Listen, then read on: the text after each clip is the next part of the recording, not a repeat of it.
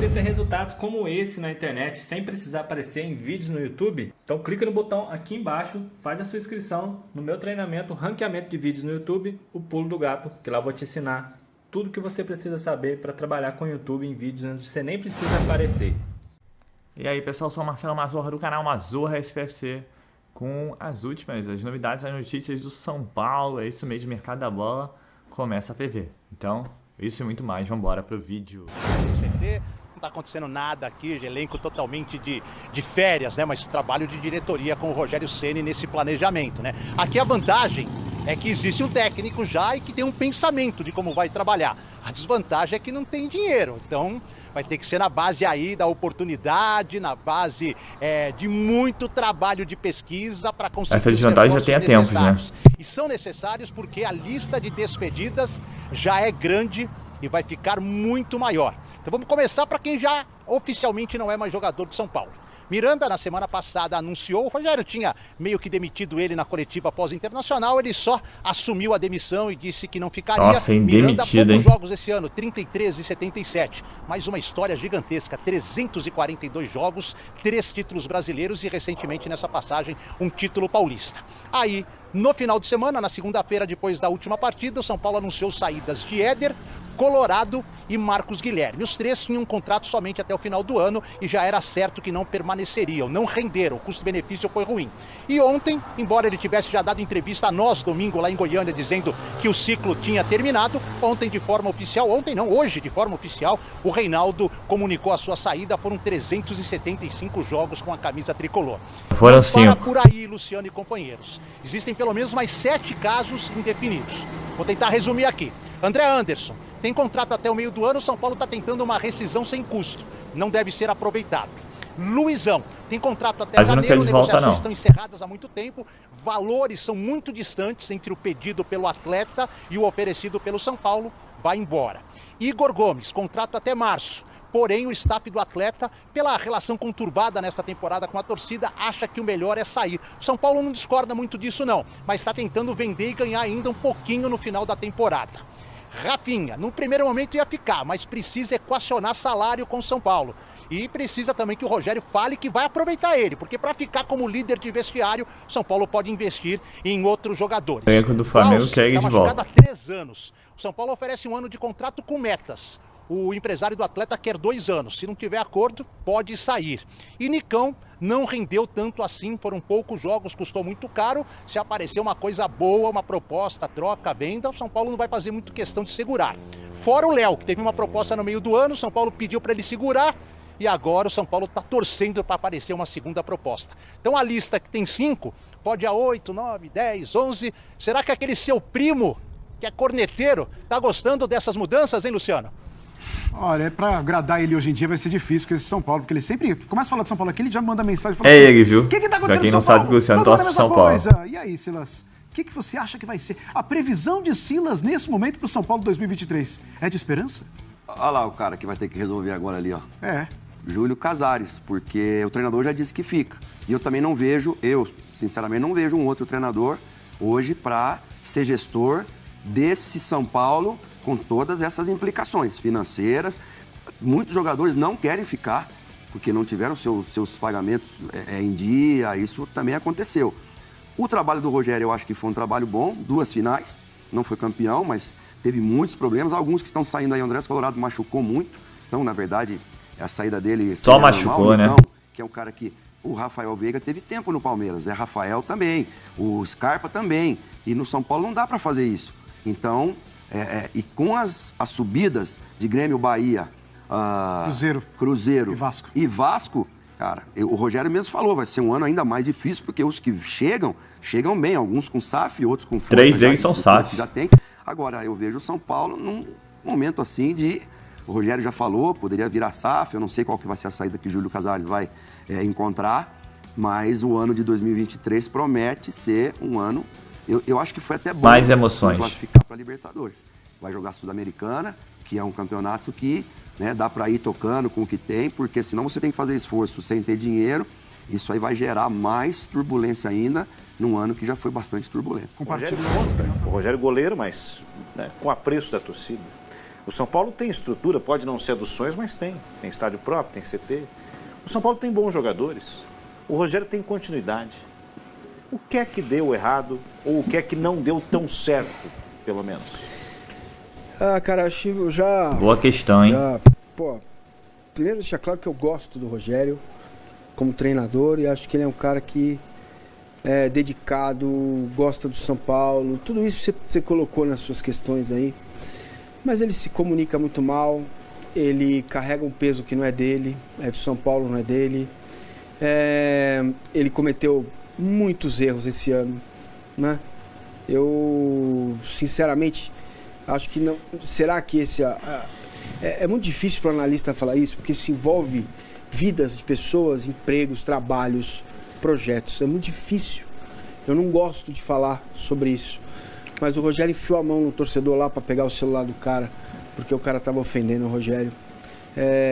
Isso para mim teve um impacto muito grande. Poderia ser até admissível se ele estivesse se defendendo de uma agressão. Eu acho que aí, ok. Mas não era o caso, ele tem que saber o tamanho dele, tem que saber que este São Paulo não é o São Paulo hoje com essa história do que celular, ele esteve, cara. gente. E que não é culpa dele o São Paulo estar na posição que está. E me parece que o Rogério quer algo para a vida e para a carreira dele que o São Paulo não pode entregar. Não pôde entregar este ano. Então, aquilo que ele fez nas duas finais não tem perdão. Não tem perdão. Tá? E outra, fazer na primeira e insistir na segunda significa que o ano que vem vai continuar do mesmo jeito. Sim, porque é o jeito que ele pensa. Isso é o jeito que ele pensa a vida e o futebol, né? Então a pergunta que eu faço é: este São Paulo está pronto para o Rogério? Para o Rogério treinador? Este ano me deu claras amostras que não, né? Que o Rogério talvez não seja o nome para gerir este São Paulo, que, agora leio, me confirme se é verdade, dividiu a dívida com o Éder em 2 anos. Se o ano foi bom... Não, né? mas assim, Se isso o aí ano... é até bom explicar esse negócio. Eu não entendi. Bom, assim, eu acho que essa questão, não é só o Rogério que se comunica mal, né? A direção do São Paulo se comunica muito mal. Dividir Também. o Éder em 2 anos é como o Palmeiras ainda paga o Lucas Lima e o Luiz Adriano. Você entendeu? Não, mas o Lucas Lima tem contrato. Mas então... Vai terminar agora em dezembro. Certo, você rescinde e proporcionalmente você faz. Vou te pagar em 2 anos. Não, entendi. Do Luiz Adriano e do Ramires, porque do Lucas Lima vai acabar agora em dezembro. Aí não fica nada para o ano que vem. Sim. Entendi São o que você tá situações dizendo. aqui o São A rescisão... Paulo. O São Paulo, entendi. Que se comunica muito mal e que deve direitos de imagem a jogadores desde a época da outra gestão, lá do Fernando Diniz e tudo mais, ganhou a pecha de ser o único clube caloteiro do país. E isso não é justo, hein? Então, porque é o que mais tem por aí. Então, eu acho que assim, responsabilidade da direção. Até que alguém falou, né?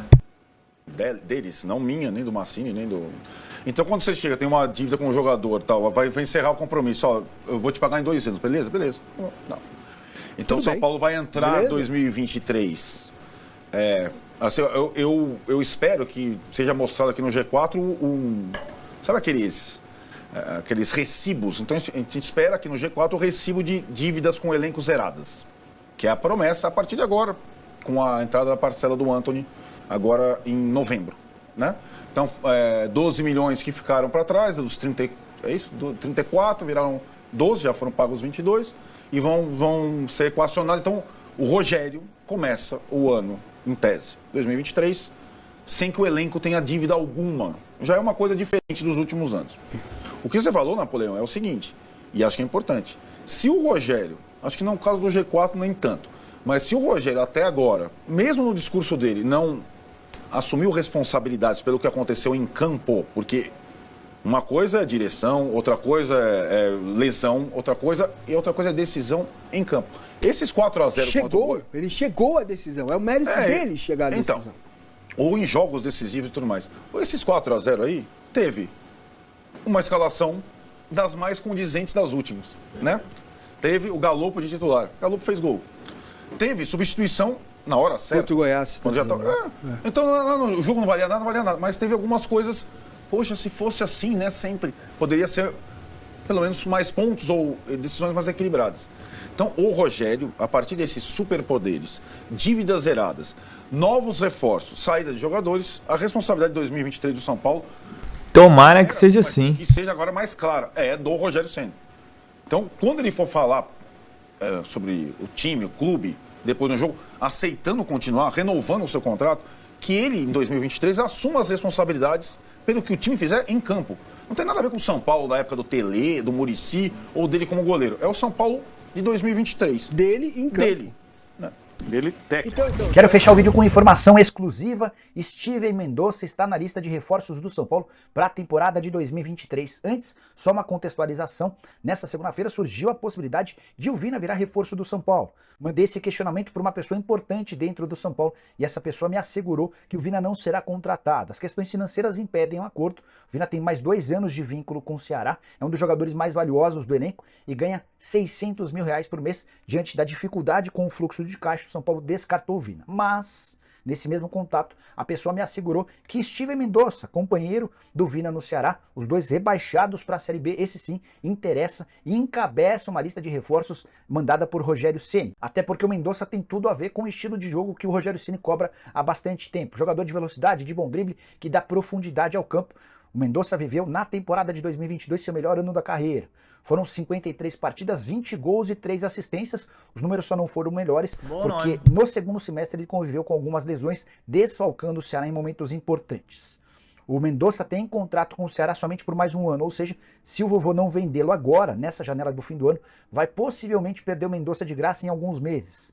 Se o Vina ganha 600 mil, Mendonça ganha 350 mil, bem mais dentro da realidade do São Paulo a partir de 2023. Não acho que será uma operação fácil, até porque o Ceará recusou recentemente propostas da Arábia de 2,5 milhões de dólares. Mas, se o São Paulo fizer um esforço por entender que o Mendonça pode sim mudar o time de prateleira, é um reforço bastante interessante. Para mim, de todos os especulados até esse momento, de longe o melhor. Bora falar sobre Juninho Capixaba, lateral esquerdo pretendido por vários clubes brasileiros. Ele tem contrato com o Grêmio até fevereiro, não fica no Grêmio. Estava emprestado ao Fortaleza até dezembro, com o fim do campeonato, está livre para escolher seu futuro. O Fortaleza, o Botafogo, o Vasco, o Fluminense e o São Paulo foram alguns, e o Cruzeiro também, foram alguns dos clubes que especularam a possibilidade de contratação do atleta de 25 anos de idade, cujo salário é de R$200 mil. Fez grande temporada pelo Fortaleza. O Adriano Espadoto disse na manhã dessa terça-feira que já há uma negociação bastante quente, praticamente fechada, do Juninho Capixaba com o seu novo clube. Ele só não quis dizer que clube é esse. Entre as pistas dadas pelo Espadoto, ele afirmou que é um clube brasileiro e não se trata nem de Botafogo, nem de Vasco, muito menos de Fluminense. Na hora imaginei que poderia ser o São Paulo. Entrei em contato com o presidente do São Paulo, o Júlio Casares. O Júlio admitiu que o Juninho Capixaba é uma das possibilidades, mas que o São Paulo nem chegou a fazer uma proposta oficial, porque tem a convicção de que o Wellington vai ser o titular absoluto. Então o São Paulo ainda está analisando qual jogador poderia se encaixar como reserva para o Wellington, alguém para disputar a posição, mas tendo o Wellington como prioridade na condição de lateral titular. Diante disso, sem Botafogo, Vasco, Fluminense e São Paulo, onde é que será que vai parar o lateral esquerdo do Juninho Capixaba? Será que é no Cruzeiro? Tem algum outro clube que não teve seu nome ventilado? Tô tentando arrancar do Adriano Espadoto essa informação, quem sabe durante o programa a gente não consegue qualquer novidade, beleza? O torcedor fala muito na questão das redes sociais, pergunta muito, né? Nosso colega, o Jorge Nicola, inclusive falou sobre o Mendonça, a possibilidade no São Paulo. Fui checar algumas informações com mais de uma fonte do São Paulo para falar especificamente de 3 atletas, né? O Vina, o Lima e também o próprio Mendonça, né? O jogador de velocidade que fez um bom campeonato brasileiro, e o São Paulo busca um jogador com essas características. Bom, me garantiram na diretoria do São Paulo que o Mendonça é um jogador que eles acham interessante, né, do ponto de vista ali do que é o jogador de velocidade, de lado do campo, aquela coisa que o Rogério Ceni gosta muito e sente falta no São Paulo. Mas a informação é que o São Paulo entende que vai ser muito difícil buscar a contratação do Mendonça, porque não cabe dentro do orçamento do São Paulo, dentro do orçamento que o São Paulo tem hoje para contratar jogadores. Então, assim, o São Paulo tem interesse no Mendonça, sim, né? No Speed Mendonça, né, jogador muito veloz, né, correria para lá e para cá, é fumaça, mas o São Paulo entende que vai ficar muito apertado no orçamento, então o São Paulo avalia se vai mesmo ou não fazer uma proposta para esse jogador. Já o Vina, o que me disseram é que não há um interesse, né, apesar de, claro, ser um jogador de meio campo, jogador de arremate, um jogador que se destacou muito no Ceará nas últimas temporadas, mas é um jogador que o São Paulo não prioriza, não olha para o Vina como uma prioridade, por exemplo. Tem outro... Então agora de manhã cedo, o André Hernan postou no UOL aí que o São Paulo retoma conversas com relação a John. Então São Paulo e o Santos voltaram a sentar na mesa aí para tentar a negociação do goleiro, que é um pedido do Rogério Ceni. Muito bom goleiro, e se vier com certeza viria para ser titular, né? O São Paulo bem precisa de um goleiro, né? Veremos. Outros nomes aí que apareceram entre hoje e ontem. Mendonça do Ceará. Bom jogador, São Paulo de olho, São Paulo tentando. São Paulo quer se agilizar porque sabe que financeiramente ele vai ter dificuldade para disputar com outros clubes. E outros clubes têm outros problemas, principalmente em resolver técnico. Outros clubes, por exemplo, no Grêmio estão trocando de presidente, Fluminense também. Então, São Paulo quer aproveitar até antes da retomada aí das atividades em 14 de dezembro para estar resolvido com relação a contratações. Então, por isso, existe uma pressa para apresentar jogadores e uma pressa também, como já houve, com relação a informar jogadores que não ficam, né? Então, vamos ver aí. O São Paulo está correndo. Ontem teve reunião de planejamento, que o Rogério Ceni também participou. Então, o São Paulo aí se movimentando o quanto antes para poder apresentar aí os reforços pontuais para a temporada de 2023. Falando em reforço, vamos também falar do Luan, né? O Luan é um volante que eu gosto bastante. O Rogério Ceni não utilizou e criticou bastante, principalmente a forma física do jogador. Jogador que teve uma lesão séria, ficou quase um ano sem jogar. Ele continua treinando no CT, isso mesmo. Toda a equipe entrou de férias, mas o Luan continua treinando para tentar manter colocar a forma física em dia. E aí poder estar apto aí a disputar a vaga para 2023. Lembrando que hoje, no momento, na área dele ali, você tem o Gabriel Neves, o Pablo Maia e ele. Gabriel Neves também, que foi outra novidade, renovou por 3 anos com o São Paulo. O São Paulo vai pagar $1.700.000 para a equipe uruguaia lá do Nacional. Então, mais um... É o primeiro, talvez, né? O reforço oficialmente aí do São Paulo. E o segundo, ao que parece estar praticamente encaminhado, é o do Juninho Capixaba, lateral esquerdo. É o famoso BBB, né? Bom, bonito e barato. Fez um bom segundo turno, assim como todo o time do Fortaleza.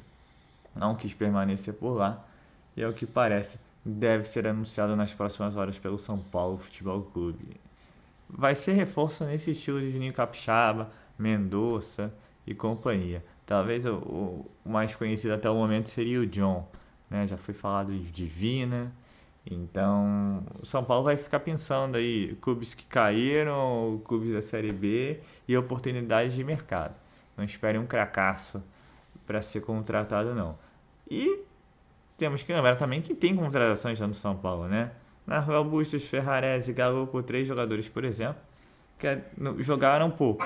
E o pouco que jogaram, pelo menos o Galopo no último jogo foi bem, o Ferrarese fez uma sequência boa, ainda que no momento ruim do time, tendo que esperar um pouco mais para guardar esses jogadores.